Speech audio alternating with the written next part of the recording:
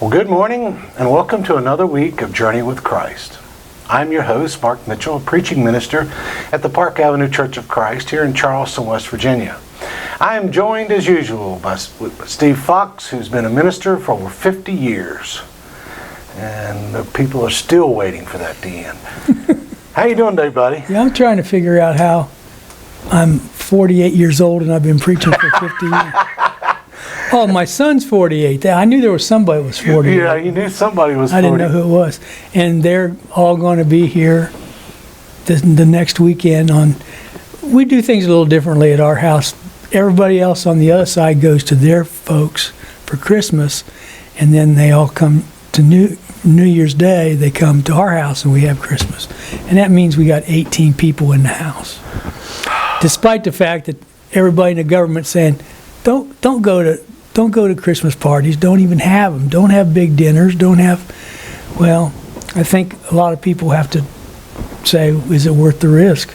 And it's a nerving thing, and I hope one of these days we won't ever have to be figuring out whether we go to mom and dad's for Christmas or not.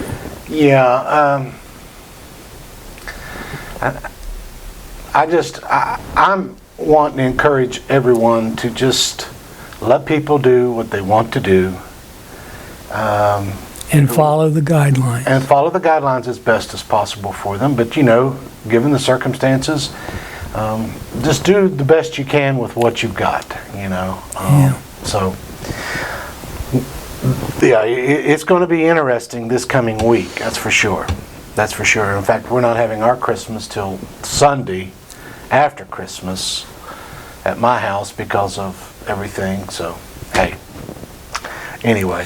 Well, I'm not a Christmas guy anyway. I'm kind of iffy on all that stuff. I know. These people that, what was the guy's name in Christmas Vacation? Griswold? Yeah. When he lights his house up like that, and astronauts are going, hey, what's this? Did you see what this was? I put a red light in the lamp on our front porch, and I call that decorating. Okay. Yeah. You're not quite Bah Humbug, but you're not quite Mr. Christmas. At St. Andrew's Presbyterian Church in Elkview, they have a breakfast with Santa every year. I was Santa 32 years in a row. I don't mind stuff like that, especially if it's for the kids. But when the adults start, first of all, you got to buy everybody a present. And the second thing is, it really bothers me, it just gives people one more reason to drink. So if somehow we could get that stuff out of the way, it'd be a much better holiday. Moving on, I'm not even going anywhere where that one went.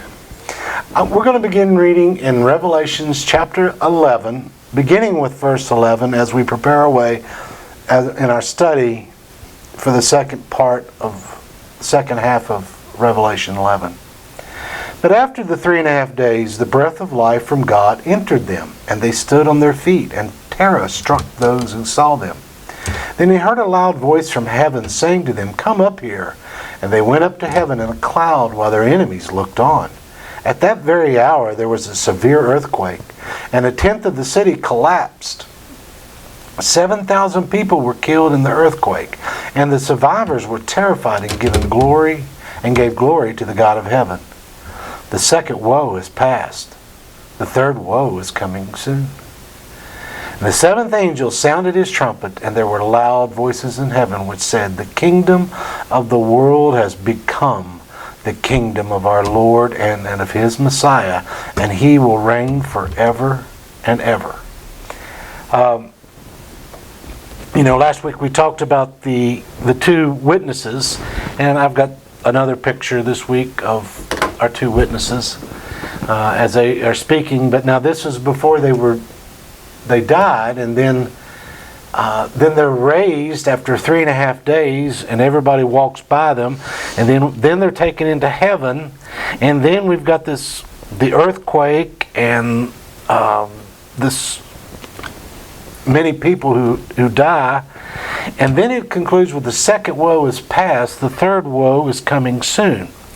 And they're also called, in this text, they're called prophets. Yes. So these two witnesses have some kind of prophetic ability to tell all the other people.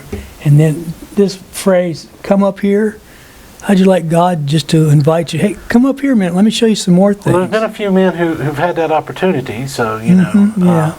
We're not one of them. No, we're not one of them. But there is as we keep talking about, the symbolism and the similarity in the various stories that keep being told in a roundabout way over and over again. I mean, it's like God has a point that He wants to make. Are you paying attention? You know, the 3.5, the multiple times that certain events happen that just keep demonstrating, you know, there is a plan. And 11 and 12, as a part of that plan, is, and we've repeated this over and over in this class, there are judgment scenes. Yeah. And in these judgment scenes, people are making decisions about, who do I want to go with? Do I want to go with this woman who has delivered this baby? We're not there yet. But do I want to go with her? Or do I want to go with Satan, who's got all these bad guys that are tearing up? And so those judgments are highly significant, and they're some of the woes. Some of the woes that are opened when the scrolls are opened. But here's the thing. We had the second woe is past. The third woe is coming. But before we get to the third woe, we have this huge declaration of the seventh angel sounds his trumpet, and the kingdom of the Lord has become the kingdom of the world has become the kingdom of our Lord and of His Messiah, and He will reign forever and ever. For me, I find that going back to this story again in Revelation 11, after the resurrection of Jesus, Peter asks Jesus just before He's ascended, Lord, are you going to establish your kingdom yet? And then we have in Acts 2 where, from what we understand, kingdoms, it's there from Joel chapter 2. This is your sign. I'm here. You know? Jesus kept pointing to that kingdom. Yeah. And during His ministry, it was there. Yeah, it was there, but it had not made it possible for everyone else to be. They hadn't declared it yet. That's why Nicodemus was so confused. Nicodemus was a smart guy. Yes, he was. And he didn't understand what this Even kingdom though was. Jesus didn't belittle him, but says, well, if you don't understand these things. Yeah, you're one of the scholars walking around here, and if you don't understand it, how do these peasants understand it? Yeah. But I think 15 is the hinge verse of this book. There were loud voices in heaven saying, the kingdom of the world has become the kingdom of our Lord and of His Christ. He shall reign forever and ever. Do you see the judgment again? I have to decide whether I want to be a part of the kingdom of the Lord or the kingdom of the world. And this is one of those verses where it gives problems to those who think of this book as an end times declaration. Well, it's an end times declaration, but you got to figure out which end time it is. Right, but if we're talking about the end times of this entire world, then this is out of place, because that means the kingdom, we're still waiting on the kingdom, but you and I live in a reality where Paul even talks about it. Many of the New Testament writers talk about it. The kingdom's here. It was there, yes. So either it is or it isn't, and of course we believe that it is here. This statement here in Revelation 11:15 is actually something that's already happened, even to those who are reading it for the first time. It is a moment that is already If you want a more clear or a little bit clearer interpretation of the end of the end of times, or the time of the end, there are some entire chapters where Jesus talks about the establishment of the kingdom. I'll give you two of them if you want to look it up. Mark 13 and Luke 21, both where He was asked questions and He gave a discourse over what was going to happen when that kingdom came into the world. Yeah. So it was there. A lot of people didn't see it, but it was there. And the more the more you have preaching, especially in the book of Acts, the more preaching you have and the more presentations you have, the greater their understanding of what the kingdom is. And here, I think, is where oftentimes many, as of myself included, make mistakes in their understanding of this war that's going on. The war that God has been waging with sin has been going on for a long time. This is the moment by which he declares victory is, okay, Satan had the world, but it's mine again. Mm-hmm. And how is that possible? Because now Jesus has triumphed over, according to Paul, over Satan, and the kingdom, his kingdom now reigns on the earth. But does that mean that Satan's gone away? No. He's still there doing what he's been doing, but his powers are now limited. He has various things he can't do and can do. He still has as much power as he could have in the beginning when he created the world, along with his Father and with the Spirit. But obviously, if you look at our world, he's not in charge.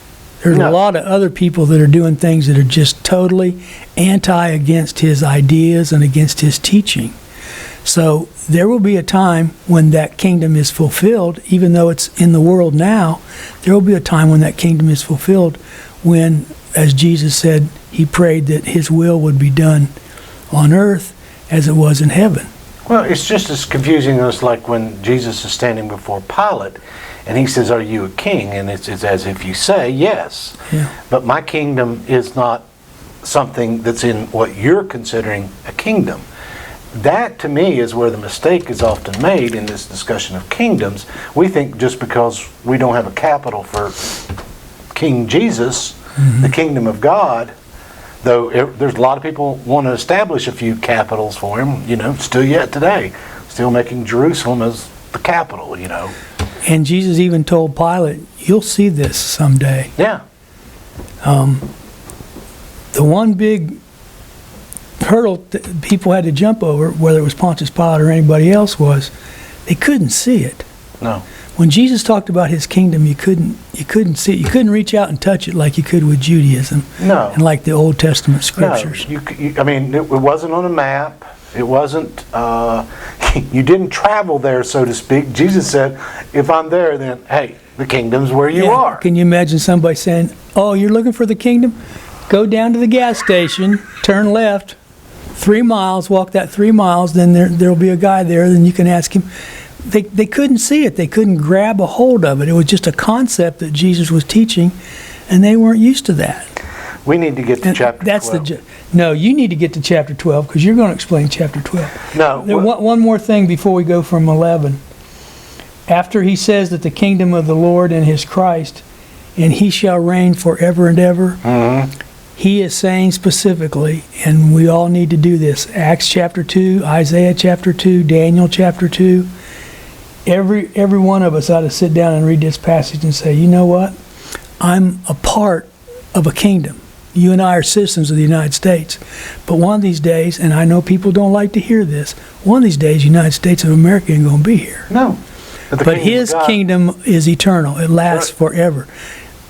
You pick a country in the world, and in one of these days it's not going to be there. That's right. But the eternal kingdom of God lasts forever, and he says that's where you want your citizenship. Absolutely. Well, I'm going to go ahead and read verses 16 through 19, because 19 has I got a good clip for that. Okay.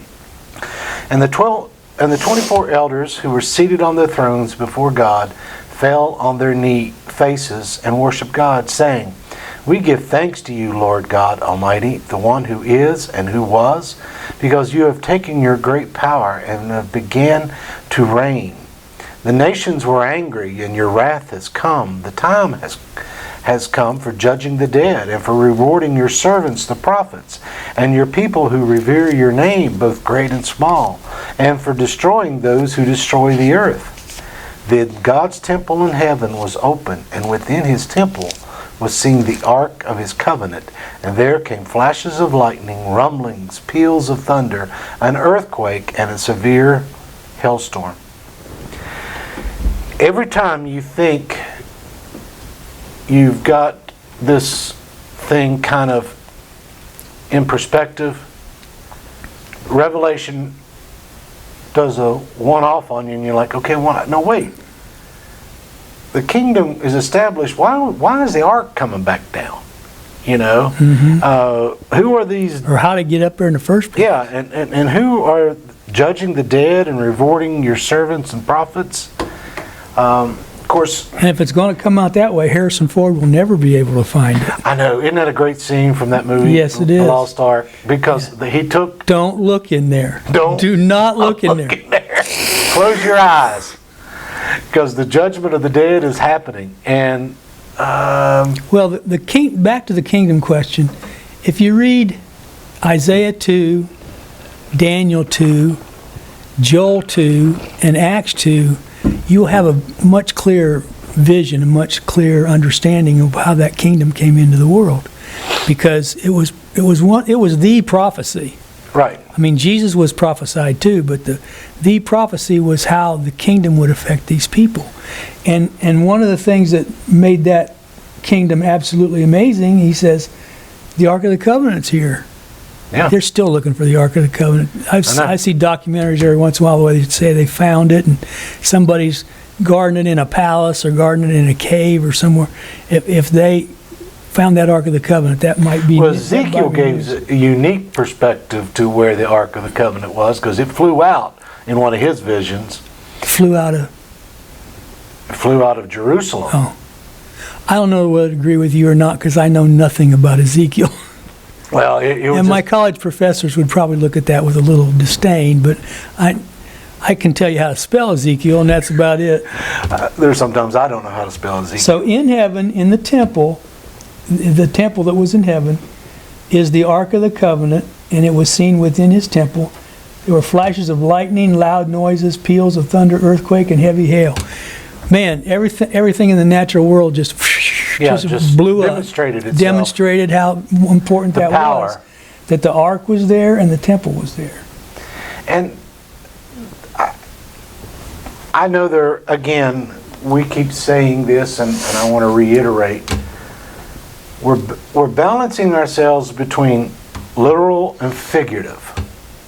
All the way through the book. All the way through the book. And we're walking a tightrope with it, because at every moment we're trying to determine, okay, is this symbolic or figurative, or is this literal? I mean, there are certain things that we know that are literal, like the dead in Christ are going to be judged, okay? But this implies that at this moment, the dead are now being judged. In fact, Peter writes, even more confusing, where Jesus was during those 3 days, and he was telling people who died in the day of Noah what had to happen. I mean, I've heard people, and especially ministers, who just refute that passage and say that's not what that means. You know what I think it means? I think it means Jesus went to where those people were for 3 days and then came back when he was resurrected. Yeah. I mean, what else could it mean? Yeah. And that's why this book is so much fun, because like you said about symbols and things that are reality, if it was just one or the other, it'd be okay. If somebody told you at the beginning of the book, everything in here is literal, or everything in here is a symbol of something, it'd be a whole lot easier to go on the journey, you know. But that there's just enough literal to throw you a curveball, and you're like, what? 3.5 years. Is that a literal 3.5 years? Did something happen to the church, to the kingdom in that 3.5 years? Or is that just a symbol of not a very long time? Yeah. So, and of course, you talk about getting into your symbols. Revelation chapter 12 is a mess. It's not a mess, it's one big symbol.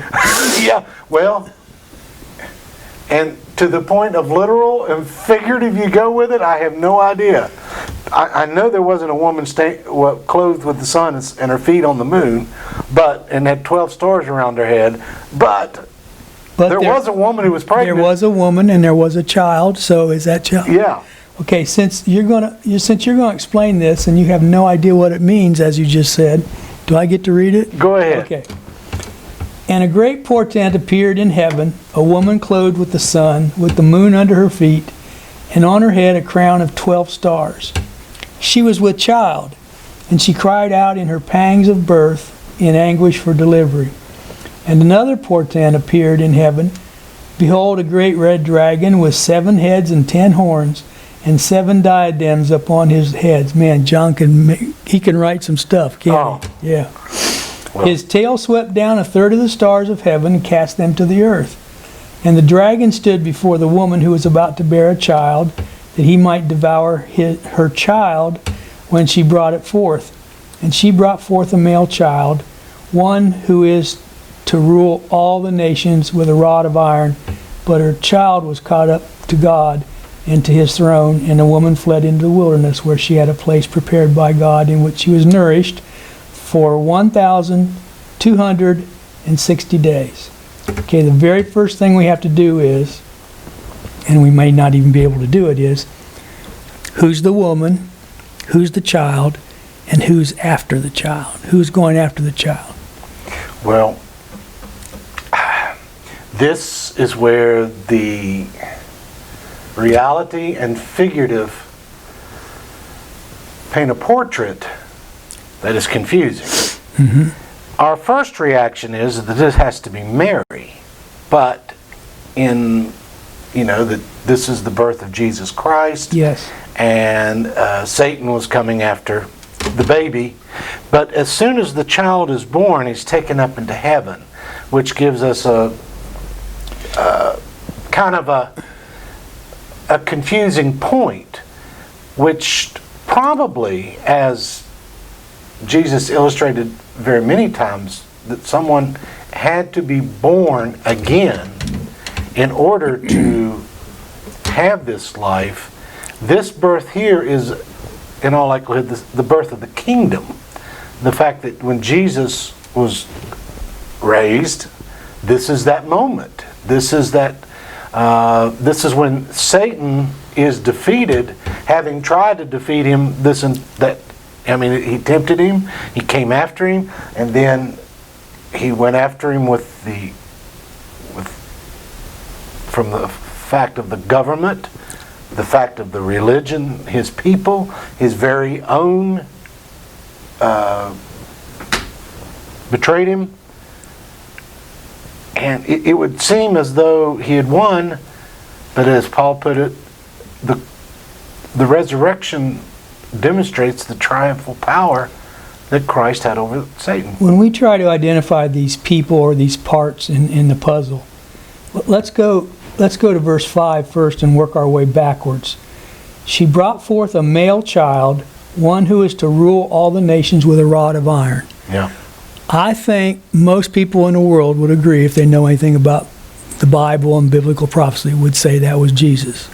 Because he's going to rule all the nations with a rod of iron. Mm-hmm. So if you start with him as being identified, he's the baby. Mm-hmm.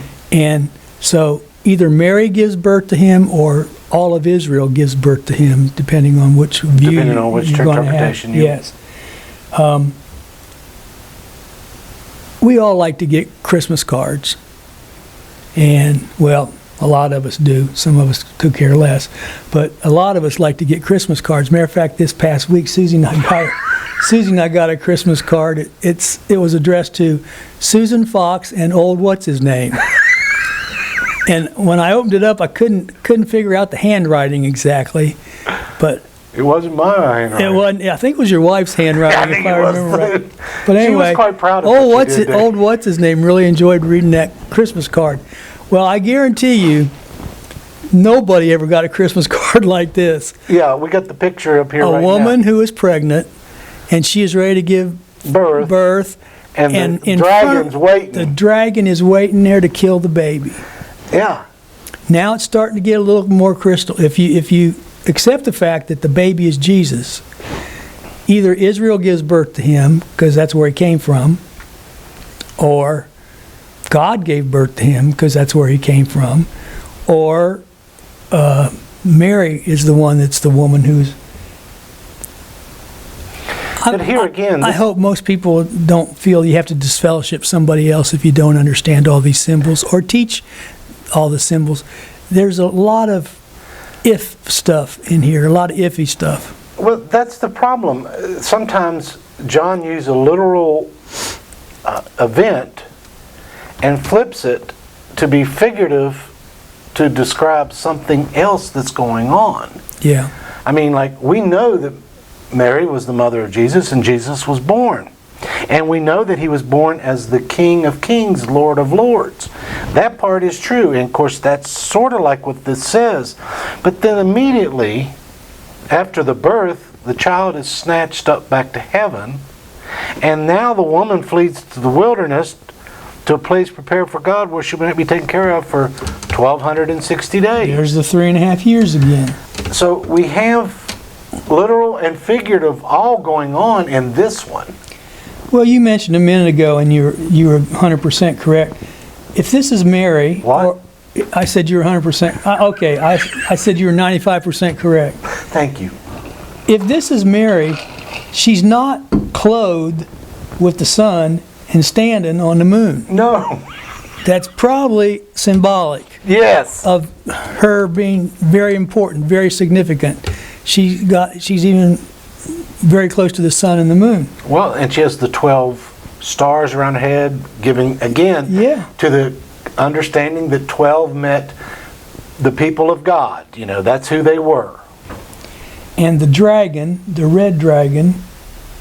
Oh, I want to skip down to verse 9 just for a minute, and then we'll go back. Okay. The great dragon was thrown down, that ancient serpent who is called the devil and Satan, the deceiver of the whole world.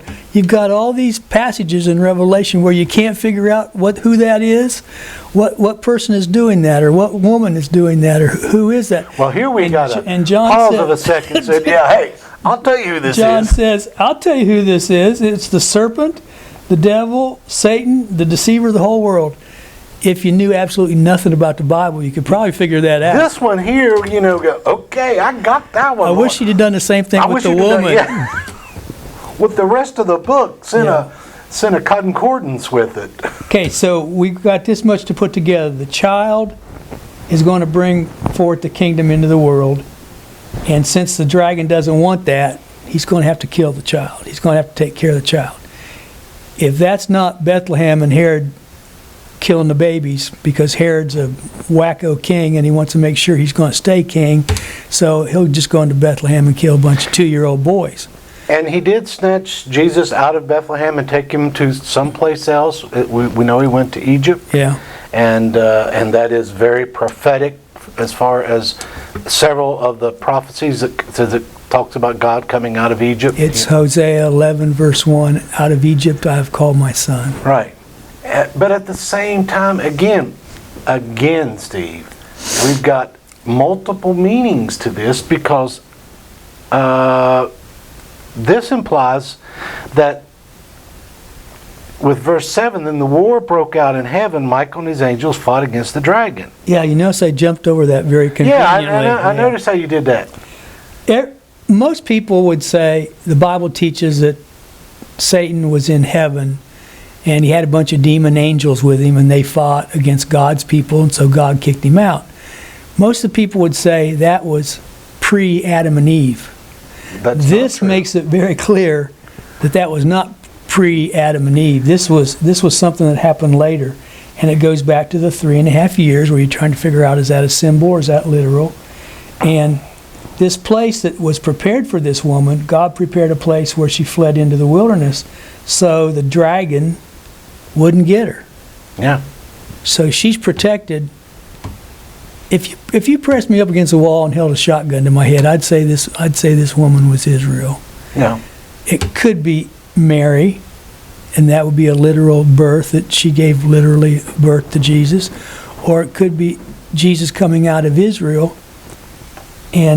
But whoever it is, that woman is protected by God. God has prepared a place for her so she'll be nourished for 3.5 years. But let me ask you something. Here is, we have that story, prophecy, several times. And John could have just as easily gone back to some of Isaiah, some of Daniel, Joel, other books, Psalm, and brought up some of that type prophecy you're just talking about. But John's giving something here related to what these people need to hear about the time that they're in. Okay? That's why I say I don't think you can take it. I think it's multiple meanings. I don't think it's just one. That's what makes it so much fun. Yeah. Because though it may be talking about Mary and Israel as an illustration, but what does that mean? Mm-hmm. Does that mean that just like all this stuff has happened, this is what's about to happen that you need to understand? Well, look at all the war scenes Yes. in Revelation, and here's the biggest one. Yeah. That God provides for her, nourishes her. And then it says, now war arose in heaven. Well, we usually put that at the other end of the book, Yeah. at the first part of the book. Yeah. But this looks like it's like halfway between somewhere when God's angels fights Well, Jesus even, Satan's demons. during the time he was ministering upon this earth, said he saw Satan fall from heaven, giving rise to two different accounts. I think it's in Ezekiel that Jesus talks about, there's a description of where one was cast out, and some people like to use that as Satan. And then we've got this in Revelation, talking about this moment that happened. Yeah. Well, whoever it was and whoever was in charge, they got wiped out. Yeah. Satan, who's the deceiver, who's the dragon, is going to lose, and the Christian people are going to win. There was no longer any place for them in heaven, so he cast them out. Where'd they go? Well, where'd they come from and where'd they go? And if Satan was, if he was created because he led a rebellion against God, when you and I get up there, and that's kind of iffy, but when you and I get up there, is there going to be another rebellion? Is Satan There the potential of rebellion? And according to the last chapter, well, I'm getting ahead of myself, but according to the last chapter, Satan's going to be destroyed. Yeah. Satan's going to be thrown into that lake of fire, which consumes people. Yeah. Doesn't put them in eternal torment forever. It consumes now people. You've really thrown it out there. Okay, now let's. For the next hour, we will discuss. No, I'm cutting you off here soon. Conditional immortality and realized eschatology. Anyway, there was a fight. There was a judgment, and there was a fight between the dragon, the bad guys, and the good guys. And the great dragon was thrown down, that ancient serpent, we read this before, the devil, the Satan, the deceiver of the whole world. He was thrown down to the earth, and his angels were thrown down with him. And I'm reading your part. I heard a loud voice in heaven saying, now the salvation and the power of the kingdom of our God and the authority of his Christ has come. We're in these wars, that's what we're fighting on. Who has the authority? Who has more authority than the other guy? So Christ is given this authority over and over in this chapter. The accuser of the brethren. Now, I want you to look at something, Mark, that maybe a lot of people miss. You and I are mentioned in this chapter. Mm-hmm. Did you know that? Yep. Verse 11. And they have conquered him by the blood of the Lamb and by the word of their testimony, for they love not their lives even unto death. Rejoice then, O heaven, that thou dwell therein, but woe to you, O earth and sea, for the devil has come down to you in great wrath, because he knows that his time is short. The battle's over, and Satan lost, and John says he's not going to be around very long. He's not going to have very much influence anymore. Now, can you read 13 through the end of the chapter? Yeah. And watch for us in there, okay? Okay. When the dragon saw that he had been hurled to the earth, he pursued the woman who had given birth to the male child. The woman who was given the two wings of a great eagle, so that she might fly to the place prepared for her in the wilderness, where she would be taken care of for a times and half a time out of the serpent's reach. Then from his mouth the serpent spewed water like a river to overtake the woman and sweep her away with the torrent. But the earth helped the woman by opening its mouth and swallowing the river that the dragon had spewed out of his mouth. Then the dragon was enraged at the woman and went off to wage war against the rest of her offspring, those who keep God's commands and hold fast their testimony about Jesus. I saw your name in there as you read it. Yeah. I saw a lot of people's names in there as you read it. Yes. And we're given a small glimpse of what not only their story was, but what our story is. Mm-hmm. Satan did not like losing, and because he lost, he's decided. And that's typical. When you lose a fight, you're very angry. And most of the time, your enemy wants to defeat as many as he can, and he doesn't want God to have any of us humans with him. He hates us humans because it really. Well, that's another topic. I won't go there. And he couldn't get the baby, and he couldn't get the woman. So verse 12 now says... I'm coming after the yeah, go ahead. He's coming after us. The dragon was angry, and he went off to make war on the rest of her offspring. That's right. And that's There's us. every believer, every Christian, every disciple in the world. He's going after them. I don't like that. I don't think it's fair. I usually say I got enough trouble living this life without Satan going after me, and Paul says in 2 Corinthians he even looks like an angel sometimes. So yeah, there are all kinds of things. Call me confused. Well, you were confused before that. I was confused before that. Yeah, you're right. Anyway, he was angry because he had lost, and he goes out to make war on the rest of her offspring. That's all the people from the time of Jesus till the end of the world, whenever that's going to be. That for some reason he's not happy with just being defeated by fighting Mary or Israel. He goes after everybody else. So if he goes after the rest of her offspring, he still was alive while this is going on. Oh, absolutely. Yeah. And well, let me for all practical purposes, he still hasn't. He's still not dangerous. He's still very dangerous. What I don't remember who said it. The greatest lie that Satan ever came up with was saying that he wasn't real. Yeah. That he didn't exist. That he didn't exist. Yeah, he can put a lot of people in that situation where they don't believe he exists, where everything's good for them and it's going to be really bad for them. Those who are those offspring, those who keep the commandments of God and bear testimony to Jesus, those are the offspring that he goes after. Yep. I heard a guy say one time, I know there's a devil. A guy at Elkview in our church said, I know there's a devil.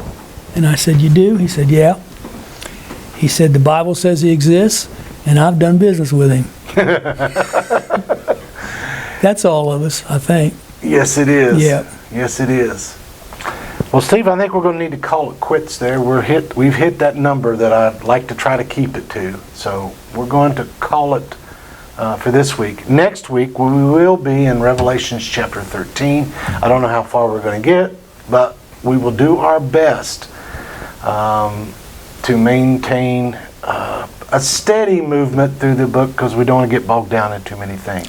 Well, I knew we'd have to spend more time in chapter 12 because you'd have to correct all my mistakes. So next week we may go over chapter 12 again. Nah, we'll keep moving and we'll keep having doing as we talked about earlier, walking the tightrope of literal and figurative, and trying to.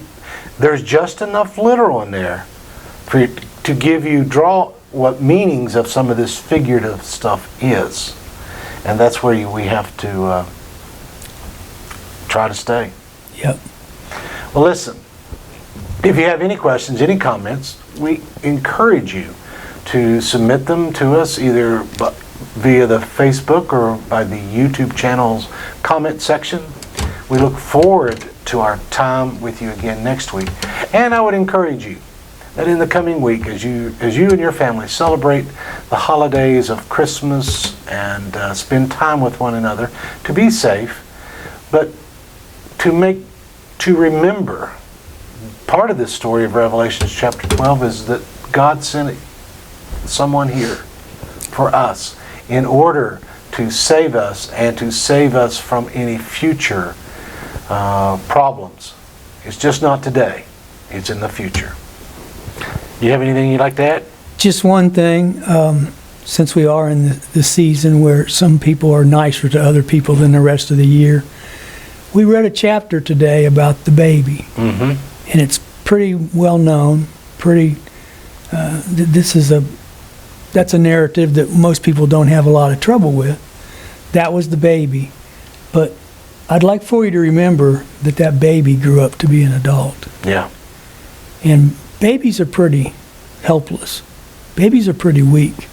Jesus, as an adult, when he became an adult, he was not helpless and he was not weak. No. And he was that little baby that grew up and went through the ages just like you and I go through those stages. So remember as you read about the baby that he grew up to be an adult and he wants you to be a part of his kingdom because he has all authority. He has all authority. Well, thank you so much for tuning in to us. God bless and Merry Christmas, and see you next week. Just wave that over here, Steve. Bye. Oh, the other hand.